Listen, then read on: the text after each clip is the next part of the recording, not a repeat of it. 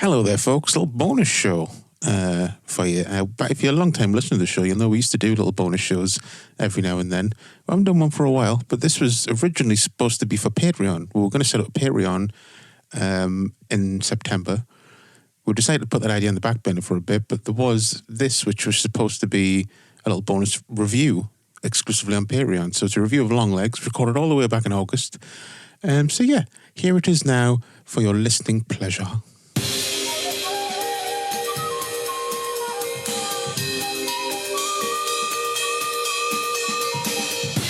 Hello, folks. I'm Chris with a C. I'm Chris with a K.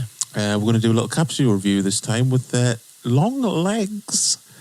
Looking forward to this one for a while. Basically, just for the trailer that gave nothing away for a change. It was just like, this looks weird and interesting. And when you see the film, you're like, none of this was in the trailer. It's how trailers should be, right? Yeah. Just like, I mean, firstly, trailers shouldn't be over 2 minutes. No. Like, trailers, when they get to 4 minutes, you think, fuck me, it just shows the whole movie. But they should just give you a taste of what the movie is and leave you wanting more. Like with certain kinds of movies especially, like with horror films that rely on a lot of twists and turns. Yeah. Like, I can imagine the guy who makes all the doof, doof, doof pling trailers. Like, imagine him making a trailer for this movie. You'd be like, I know what it is. Yeah. Oh, yeah, completely. It would like show you the end shot of the movie and stuff. Yeah. It would show you all the jump scares and the end shot. Yeah. It came out this year. Obviously, it's a brand new movie. Runs for 1 hour, 41 minutes. Directed by Osgood Perkins, son of Anthony Perkins.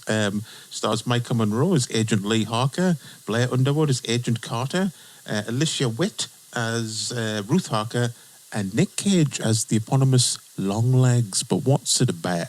Without spoiling it. Without preparing and without spoiling it, we follow I got the impression it was like somewhat of a new FBI agent. Like a rookie. Yeah. Like just graduated type of thing, yeah. It hints that she has some sort of, I'm trying to think of the word. ESP, psychic powers. like psychic. She's got a gift, basically. She's got the shining. And she's following a trail of a serial killer who seems to be influencing a family to like just kill themselves, basically. And it's been going on for like 30 years. Yeah. On the 14th of each month. Yeah. Yeah, and that's kind of loosely that's kind of way it should be. Spoiler stuff. Yeah. Because, like, I mean, I've seen a few people. I've tried to stay away from spoilers, obviously. Yeah. I did get, because they've been trying to keep how Nick Cage looks in the movie secret. I did get that spoiled once again through a meme. Fucking hell. That's an obscure meme, isn't it? Like, it was basically the meme was basically him stand at the bus stop and just said Courtney Love. Which I was like, that's mean, but I get it. I get what you're trying to say. But yeah, some comparison I've seen, which I can see why, is seeing, you're comparing it to Silence of the Lambs. Yeah. FBI agent, serial killer, a connection. Yeah, but definitely. I think that, I don't want to say it's late. I don't want to say lazy. I just think it's a bit too, it's on surface level, but it's nothing like Silence of the Lambs. No, it does its completely own thing. Yeah. And I'm not a huge fan of Silence of the Lambs. I like this more than Silence of the Lambs. Yeah, it's one of them films that I was aware of it as a kid, watched it a few times throughout my adult life, but I've never really went, that's a film I want to revisit. I can't decide if I just think the film's it's good. Don't get us wrong. I'm not going to say it's shit. Yeah. But I can't decide if I just don't think it's that good or it's just been ruined from years of parody that I can't take it seriously anymore. Yeah, it's one of them films that's seen a lot of spoofing and stuff. Yeah, especially, we fucking love that scene in Loaded Weapons so much that it's impossible to watch that initial actor scene without just chuckling yourself. Yeah, totally. But I guess, the first thing to talk about is Cage. Because, what a run of films he's been on the past 10 years. Like, just picks really interesting movies and stuff. Such a versatile guy, bless him. Cage has gone from almost like he reached that point of kind of being a joke. Self-parody almost was at a certain point. To be mean and brutal, but like after, like Con Air and all that sort of stuff, he reached the point of like, people wouldn't take him serious, but I think he's fully turned it around now where it's like you can usually expect something decent out of it. Like now, whenever a Nick Cage movie comes out, you go, that's probably going to be at least interesting, if not good. But it's the fucking, he's looking at that movie. It's just like, I don't know, I'm guessing the direction was like, make him look odd, but don't make him look because he doesn't look like a real person.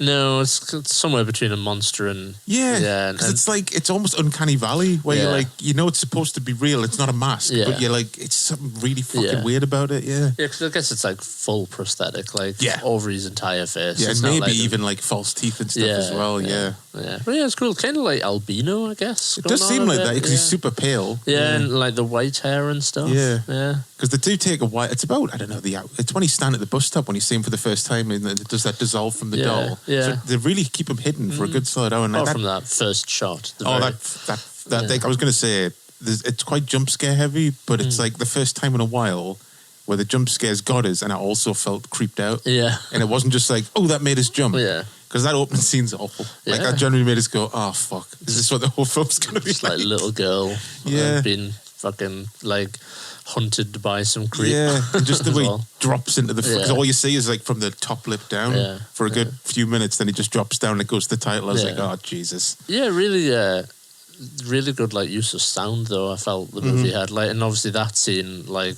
Oh, yeah. Is it like a... I don't know, like a string instrument or something. Yeah. There's something in the background that like happens when he drops down. It sounds like scraping something across violin strings or something, but I think like that's definitely one of the strengths of this movie, like that there's just a lot of audio things going on, I felt like. Yeah, it's almost like sometimes like heightened, like if someone's walking, it seems like that's louder than it should be. Like and then when it stuff.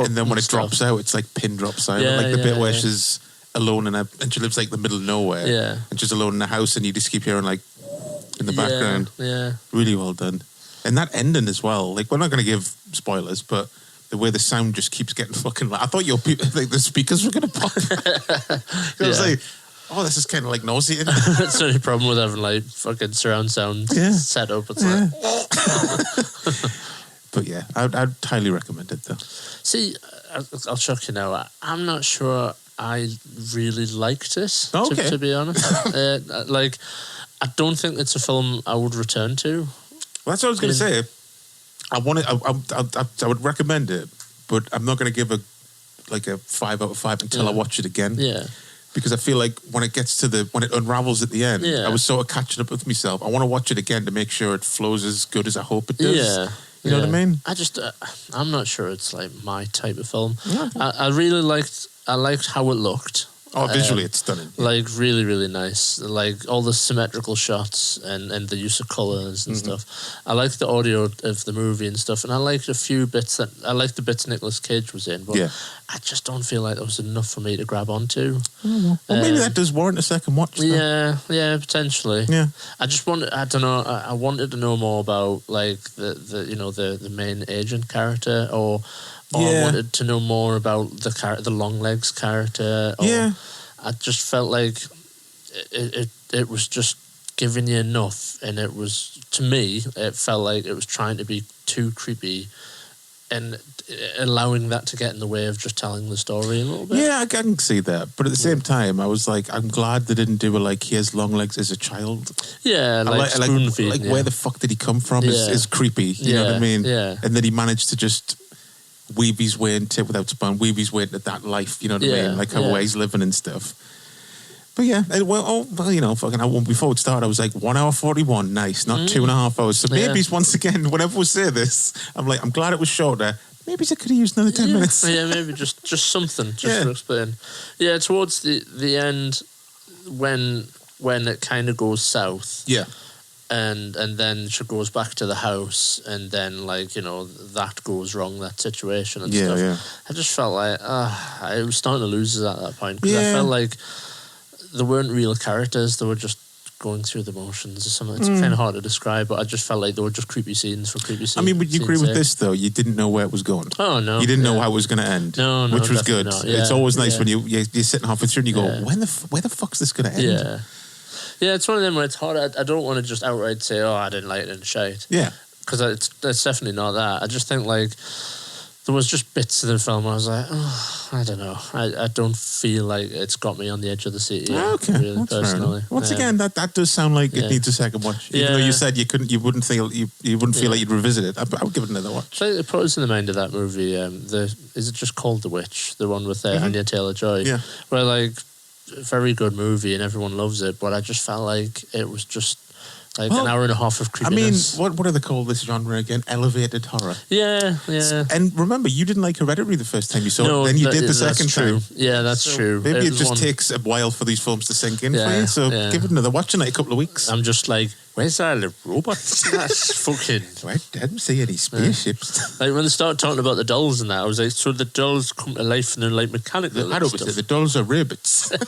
But then when they weren't, I was like, stupid.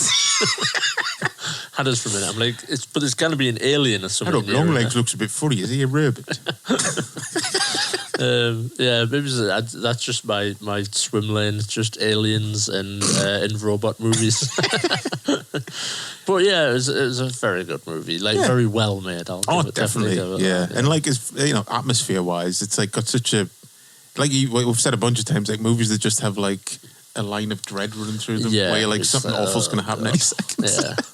And not an especially gory movie, a violent movie. No, not really. No, like there is there's a very sudden bit of violence within the first 10 minutes, which got a reaction out of all of it. Yeah. But it's not. There's one quite gory bit, which would be a massive spoiler. Talking about the bit with the table, which was kind of fucking mental. Yeah. Hail Satan! I'll just say that. Yeah, Hail Satan. But I will have to go back. It's like I've been hearing about Osgood Perkins' movie for years. Like there's the one Gretel and Hansel, and the Blackcoat's daughter. I think. I think he's only directed 2 movies, but I'll have to check those out. Who did he say he was again? He's Anthony the son Perkins' son. Yeah. So that's pretty mad. Yeah. That he's went on and become a horror director. Yeah. Yeah, and the cast good. The supporting cast, like that Alicia Witt and stuff. She had like kind of a super creepy vibe. Yeah, I kept trying to remember where the hell I knew her from. I'm sure she's got something to do with Twin Peaks. Yeah, let's just have a look on IMDb. Her name is very familiar. She's in Dune. Yeah. Oh, she's the kid from Dune. Yeah. So I think that's where she started. Was she in Twin Peaks? I'm sure she was in something else David Lynch related. Do you think the more modern Twin Peaks? I think she's in both, maybe. Let's just do a quick Control and F. Twin. Yes. Yeah, 2 episodes in 2017 and then 1 episode in 1990. Yeah. Oh, that makes sense. So there you go. That's where you know. She was good though. She was very weird and unnerving the more the film went on. Yeah, and again, without getting into spoilers, like obviously one of them characters that you kind of think is sure, and then it takes on a journey with her. What do you think about the bit with the double barrel shotgun near the end? I was thinking they're going to go full maniac. And they didn't. No, they restrained themselves. Yeah. I was quite surprised. Again, really, really good use. Such a small thing, but like good use of audio. Like the gun sounded super loud. Yeah, and real. And like dangerous. Yeah. And it was like, fucking hell. But there's such a creepy shot when it cuts back to the car and you can just see an out of focus figure in the back window. And I was like, oh shit. Yeah, it's coming. Yeah.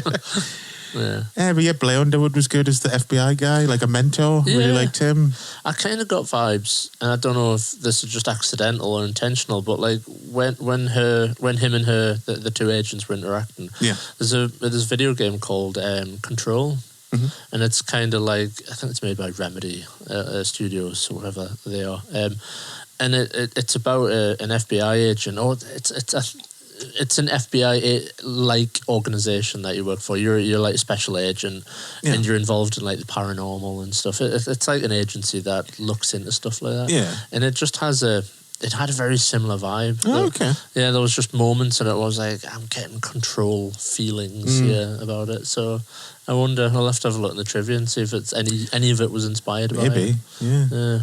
But yeah, Micah Monroe was good as well. She played like kind of closed off and odd without being theatrical. It felt realistic that she was, because when you find out later when everything unravels, like she would be kind of a bit off. No, definitely a good cast. Who knows? Maybe I'll give it some time and watch it again. And I think it wouldn't hurt to give it a second chance. Like I said, Hereditary you didn't like the first time, and then it quickly grew on you the more you watched it. Yeah, like that same night, I was like, actually, it's one of those films you will be thinking about after you've seen it. Yeah. I did see a good quote from Nick Cage just yesterday that he said, like, this is the only time he's ever going to play a serial killer. Yeah, really? Yeah. He said, I don't want to play those characters, but after this, that's it. Like, if anyone's going to call me up, say, I saw Longlegs play that. He's like, no. Yeah. He's like, it's not his thing. So my only worry there is, are we going to get like a Longlegs movie like that's just focused on just that character, God, like the prequel? Oh no! I mean, hopefully Osgood Perkins has everything in order, and it would have to be with his approval, and hopefully he would be like, "Fuck off!" Yeah. I know what all those prequels are like. No, like Longlegs as a kid, in like 1930 Longlegs, Longlegs, the beginning, getting picked on by the local kids. And yeah. Like that Mad Max trailer. Yeah. Getting bullied in the Longlegs school. was bullied as a child. He's back to blow He would grow up to make weird ass dolls. That kind of turns it around, and he's like the protagonist of the movie. The hero of the movie. No, I don't want to say that. But yeah, looking forward to seeing what's next from Mr. Osgood Perkins. Because he's definitely got a knack for suspense and terror and creepiness. Yeah. Like setting up an atmosphere. Yeah, definitely. Yeah. Yeah, that's Longlegs. Jamie.